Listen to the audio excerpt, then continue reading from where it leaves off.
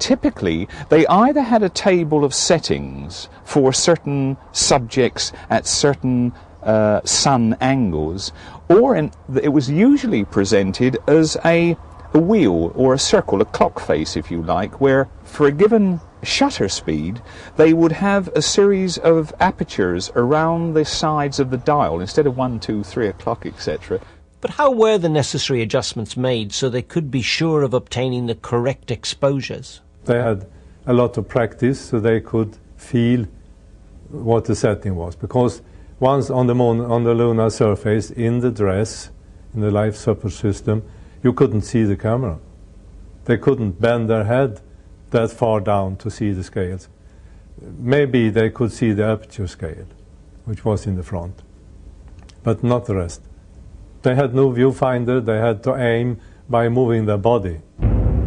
They had to effectively guess where they were pointing the camera, but since they were using a wide-angle lens on the lunar surface, it wasn't really too much of a guess, because broadly pointing the camera fixed to their chest in the direction they would encompass the subject in which they were interested. I'm going to run off a couple, John. Needed where the sun is shining on what they want to see. Houston has that field of view. Our own research has ascertained that composing pictures under these conditions and getting the camera pointing in the right direction isn't actually that easy. Neil, this is Houston. The field of view is okay. We'd like you to aim it a little bit more to the right, over. Here, the TV camera couldn't be lined up on the Apollo 11 LEM without assistance from base. Even with Houston's essential guidance, lining up the camera is obviously very difficult to achieve. I'll start working on the shoulder. A little bit too much to the right. Can you bring it back left about 4 or 5 degrees?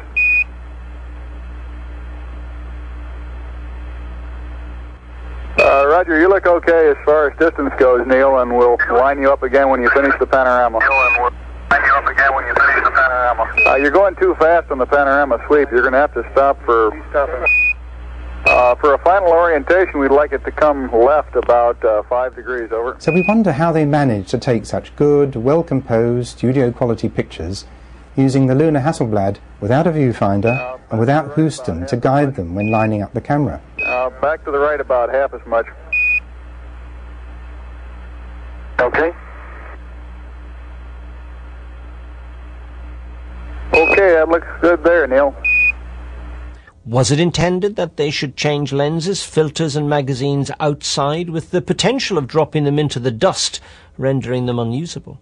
So once they went out, they had one set for this particular mission, and then they went back in, changed whatever they needed to change, for instance, film magazines or lenses, and then they went out again.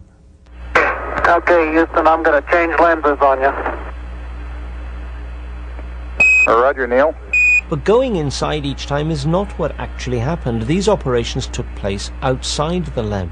Okay, Houston, tell me, get a new picture. Neil, this is Houston. That's affirmative. We're getting a new picture. You can tell it's a longer focal length lens. I think they got to rush through what we've got. Okay, magazine delta is working. And I'm starting with frame count number, about 1.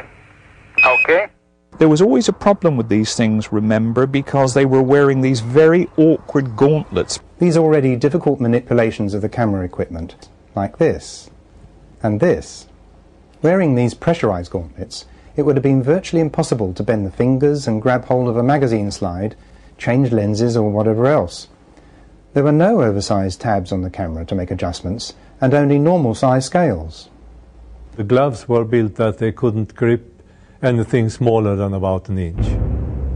They had very bad feeling on the fingertips. Were these thimble-tipped pressurized gloves, or rather gauntlets, actually the ones used?